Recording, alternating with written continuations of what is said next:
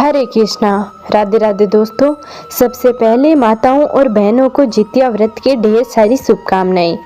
अपने बच्चों की रक्षा के लिए और उनके सुखद भविष्य की कामना के लिए जितिया या जीवित पुत्रिका व्रत का बहुत ही विशेष महत्व होता है। इस दिन माताएं अपनी संतान की रक्षा के लिए निर्जला व्रत रखती हैं। इसके अलावा निसंतान माताएं भी संतान प्राप्ति के लिए इस व्रत को रखती हैं। इस दिन माताएं व्रत रखकर भगवान जीमूतवाहन की विधि विधान से पूजा करती हैं। तो चलिए जानते हैं कौन है भगवान जीमूतवाहन और उनकी कथा। गंधर्वों के राजकुमार का नाम जीमूतवाहन था। वे बड़े उदार और परोपकारी थे। जीमूतवाहन के पिता ने वृद्धावस्था में वानप्रस्थ आश्रम में जाते समय इनको राज सिंहासन पर बैठाया, किंतु इनका मन राजपाट में नहीं लगता था। वह राजा का भार अपने भाइयों पर छोड़कर स्वयं वन में पिता की सेवा करने के लिए चले गए। वन में जीमूतवाहन को मलयवती नामक राजकन्या से भेंट हुई और दोनों में प्रेम हो गया। एक दिन जब वन में भ्रमण करते हुए जीमूतवाहन काफी आगे चले गए, तब उन्हें एक वृद्धा विलाप करते हुए दिखी। पूछने पर वृद्धा ने रोते हुए बताया, मैं नाग वंश की स्त्री हूँ, मुझे एक ही पुत्र है। पक्षीराज गरुड़ के प्रकोप से मुक्ति दिलाने के लिए नागों ने व्यवस्था की है कि वे गरुड़ को प्रतिदिन भक्षण हेतु एक युवा नाग सौंपते हैं। आज मेरे पुत्र संगचूड़ की बलि का दिन है। आज मेरे पुत्र के जीवन पर संकट है और थोड़ी देर बाद ही मैं पुत्र विहीन हो जाऊंगी। एक स्त्री के लिए इससे बड़ा दुख क्या होगा। उसके जीते जी उसका पुत्र न रहे। जीमूतवाहन को यह सुनकर बड़ा दुख हुआ। उन्होंने उस वृद्ध को आश्वस्त करते हुए कहा, डरो मत, मैं तुम्हारे पुत्र के प्राणों की रक्षा करूंगा। आज उसके स्थान पर मैं स्वयं अपने आप को लाल कपड़े में ढककर वध्यशिला पर लेटूंगा, ताकि गरुड़ मुझे खा जाए और तुम्हारा पुत्र बच जाए। इतना कहकर जीमूतवाहन ने शंखचूड़ के हाथ से लाल कपड़ा ले लिया और वे उसे लपेटकर गरुड़ को बलि देने के लिए चुनी गई वध्यशिला पर लेट गए। नियत समय पर गरुड़ बड़े वेग से आए और वे लाल कपड़े में ढके जीमूतवाहन को पंजे में दबोचकर पहाड़ के शिखर पर जाकर बैठ गई। गरुड़ ने अपनी कठोर चोंच पर प्रहार किया और जीमूतवाहन के शरीर से मांस का बड़ा हिस्सा नोच लिया। इसकी पीड़ा से जीमूतवाहन की आंखों से आंसू बह निकले और वह दर्द से कहराने लगे।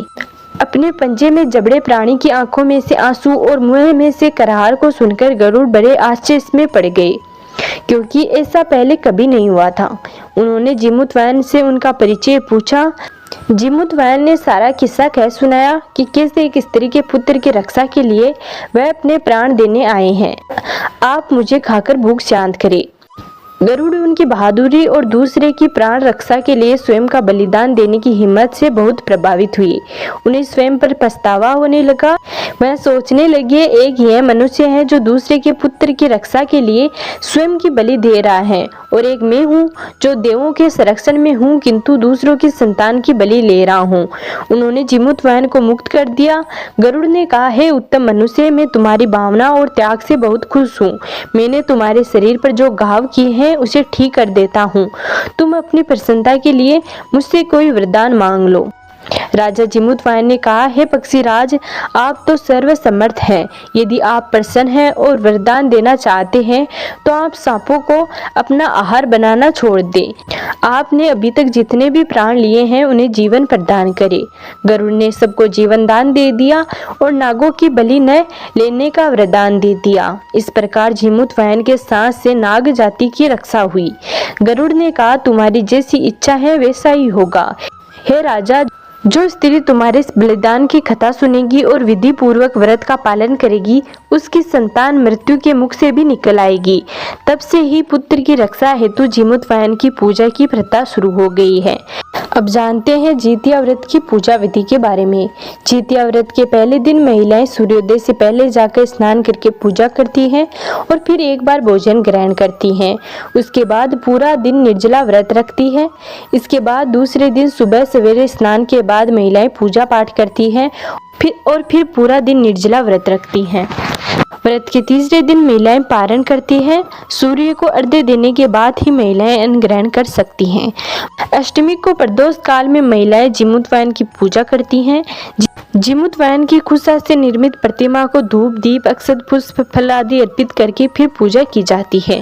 इसके साथ ही मिट्टी और गाय के गोबर से सियारिन और चील की प्रतिमा बनाई जाती है। प्रतिमा बन जाने के बाद उसके माथे पर लाल सिंदूर का टीका लगाया जाता है। पूजन समाप्त होने के बाद जीवित पुत्री का व्रत की कथा सुनी जाती है।